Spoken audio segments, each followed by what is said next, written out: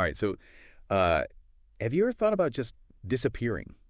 Like not a magic trick or anything, but like really just vanishing in this digital world. It seems like every little thing we do online, every, website we visit, every purchase we make, every comment is tracked and analyzed, Yeah. So can anybody really just disappear nowadays? Yeah, it's a question a lot more people are asking these days, that's for sure. Yeah, right. For this deep dive, we've got a ton of research articles, stories, all sorts of things. Yeah, we've got tips from tech experts, stories from investigators, news reports, even a story about someone who tried to vanish for like a whole month. Seriously. So today we really want to equip you with the knowledge to figure out how disappearance is even possible. Both like practically how do you do it and all the tech involved. Yeah. We're also going to explore what all of this means for privacy in this crazy digital world. Exactly. And I think a great place to start is that digital footprint everyone keeps talking about. Yeah. Right. Like, okay, remember that story about Target? You know, the one where they figured out a teenager was pregnant just based on her buying habits? Oh, yeah. That was wild.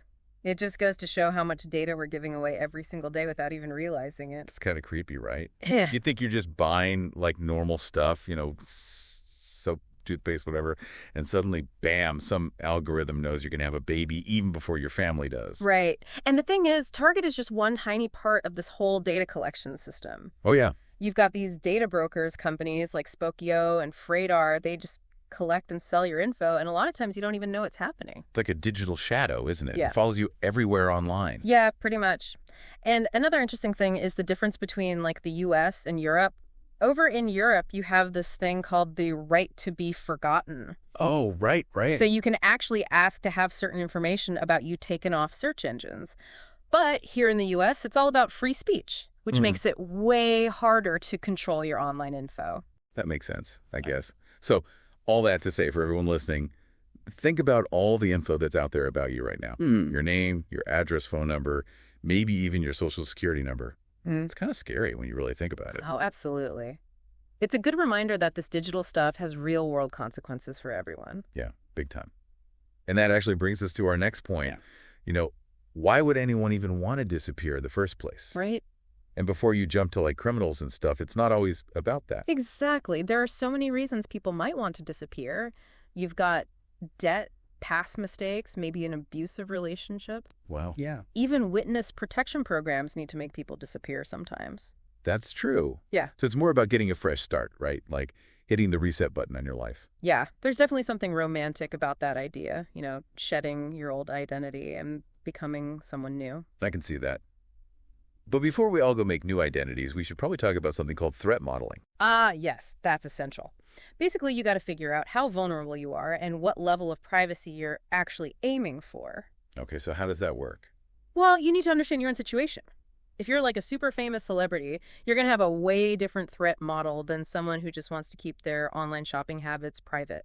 That makes sense, I guess. Yeah. So how do you actually disappear? What are the tactics? So it's not just one thing. It's more like a spectrum. We can think of it as 3 zones. Zone 1, that's the basics, your digital hygiene. Everyone should be doing this stuff. Strong passwords, 2-factor authentication, limiting what you share on social media using a VPN. Okay, so zone 1 is like digital self-defense 101. Got it. But what if you want to go further than that? That's zone 2. You got to move beyond Google, create accounts with fake names, harden your browser, use some stronger file encryption. Now we're talking. Like all that spy stuff, burner phones and changing your MSC address. I even read about disabling biometrics so no one can force you to unlock your phone. Yeah, that's getting pretty serious. Then you got data tainting. What's that? It's basically making a ton of fake online profiles to confuse anyone who's trying to track you. Oh, like decoys. I like it. But it seems like the more you try to disappear, the harder your life gets. Yeah, there's always a trade-off. And that takes us to zone 3. This is the extreme stuff, deleting everything you've ever posted online, going completely off the grid using Tor, getting serious about physical security. Right, and then there's the ultimate disappearing act, faking your own death. But does that actually work? That's the big question, right? We've got a case study about this journalist who tried to vanish for a month. Wait, are you talking about Evan Ratliff? The guy from Wired? I read that he got found, though, didn't he? Like, through some trail of digital breadcrumbs or something. Yep. He thought he was being super careful, but even tiny mistakes can give you away. It just goes to show how hard it is to truly disappear these days with everything so connected. It's crazy, right? Even if you manage to scrub all your online stuff, your habits, your connections, it can all come back to get you. It's like those digital shadows we talked about. They might fade, but they never really go away completely. Exactly. Which makes you wonder, if a tech journalist can't disappear, what hope is there for the rest of us? That's a great question. Maybe we can dive into that a little more after we hear from our sponsors. Yeah, let's look at some more real-world examples and see what we can learn from people who've tried to disappear, whether they succeeded or not. So yeah, Evan Ratliff's story is a good example. He really thought he could beat the internet, but even small slip-ups can totally expose you. Yeah, it shows you can't underestimate the power of just regular people using like open source intelligence. Yeah. You know what I mean? Yeah. It's crazy what people can dig up if they're determined enough. Oh, yeah. And in his case, it was an internet address, like a unique digital fingerprint that led them right to him. It really shows how connected everything is online. Right. You might think you're being super careful, but there's always some kind of trace. Always. So speaking of traces, what about that actress, the one who was hunted by that billionaire? Oh, yeah, that one was wild. It shows how far investigators will go if they have the resources. They used a gift card as a trap. Can you believe that? And they even used her family to find her. That's messed up. It's kind of creepy how they can just use those connections against you. For sure. And then there's that elderly man who outsmarted his son. Oh, yeah, that was clever. That's a different kind of disappearing act, right? Out of desperation. He created a fake trail leading to like an escort department. He knew his son was greedy, and he used that to protect his assets. It's like a disappearing act inside of a disappearing act. Exactly, which makes you think, how much do you have to lie and deceive to really disappear nowadays? Well, Evan Ratliff's story shows it's really hard, even if you're super careful. Yeah, but then there's cases like those hackers who hid inside the Marriott network for years. Oh, yeah. How did they manage that? It was a mix of physical security anonymizing services and clever techniques like DNS tunneling to stay under the radar. Wow. So that's more technical, right? You got to really understand how networks work. Right. But it also shows how important operational security is. You know, OPSE. Yeah. You have to be aware of your habits, your social interactions, even how you write. Like that Silk Road guy, Ross Ulbricht. He got busted partly because of stuff he bragged about on LinkedIn. Exactly.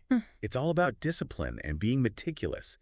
You basically have to live and breathe anonymity to truly disappear. But then that creates a paradox, right? The more you try to disappear, the more suspicious you look. Exactly. It's a tough balance.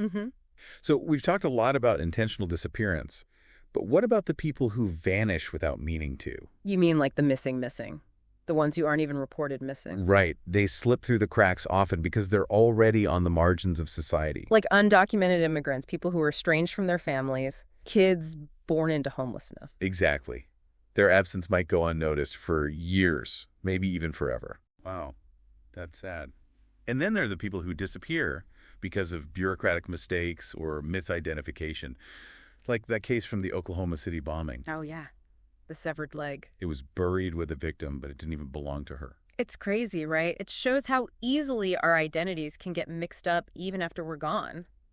Makes you wonder how many people are out there just lost and forgotten, their stories never told. And then you've got those premature obituaries. Yeah, like the ones they write in advance for famous people just in case they die. Didn't that happen to Alfred Nobel, the dynamite guy? It did. His obituary called him a merchant of death because he made money from weapons. Yeah, it freaked him out so much that he started the Nobel Prize to change his legacy.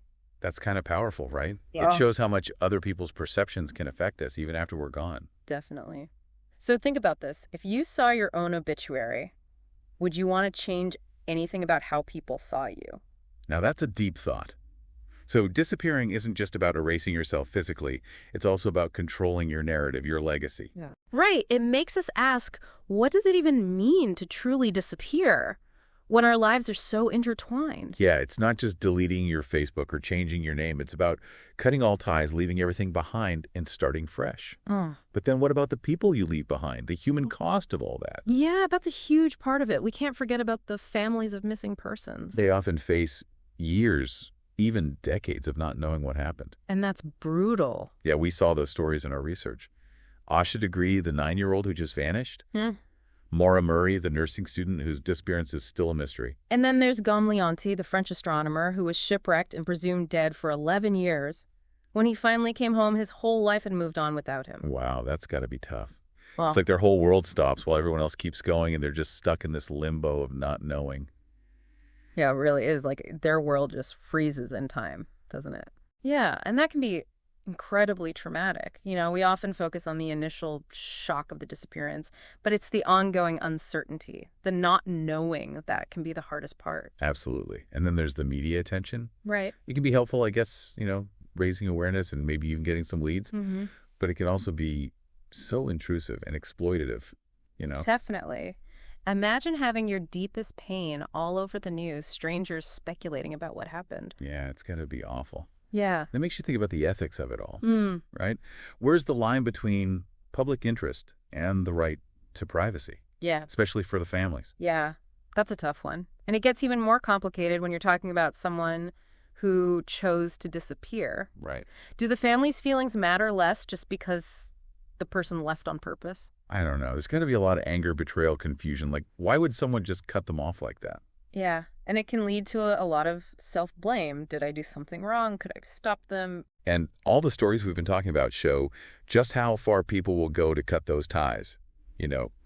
Erasing their digital footprint, changing their names, even faking their own death. Right. It's a reminder that even with all the technology we have, even the most carefully laid plans, human emotions are always going to be a factor. Yeah, you can't just erase your past or your relationships that easily. Nope. So we keep coming back to those digital shadows. They might fade, but they never really go away completely. It's true. So we've talked a lot about how to disappear, Yeah. practicalities, the motivations. But I keep wondering why. Why do people want to disappear so badly when we're more connected than ever? That's a great question. Yeah. I think it shows how uncomfortable people are getting with this hyper-connected world. Yeah. This feeling of being watched all the time, judged, analyzed. It can be overwhelming. So it's like a rebellion almost. Like people are trying to take back some control, reclaim some anonymity. Yeah, I think there's something to that. It makes you think about what identity even means in the digital age. Who are we really? Who do we want to be? Yeah. That's a big question. So as we wrap up this deep dive, I want to leave you with one last thought. Think about your own digital footprint. Mm-hmm. All the data you share, the connections you make, the stories you leave behind. Mm-hmm. And ask yourself, if you could disappear, would you? And what would your new life look like? That's something we should all be thinking about, I think. It's a reminder to be mindful about what we share online and offline. Yeah, and to value those connections we make. Because in a world where disappearing is harder than ever, those relationships are more important than ever. Well said. Thanks for joining us on this journey into the world of digital disappearance. Yeah, thanks for listening, everyone. We hope it's giving you something to think about. Until next time, stay curious.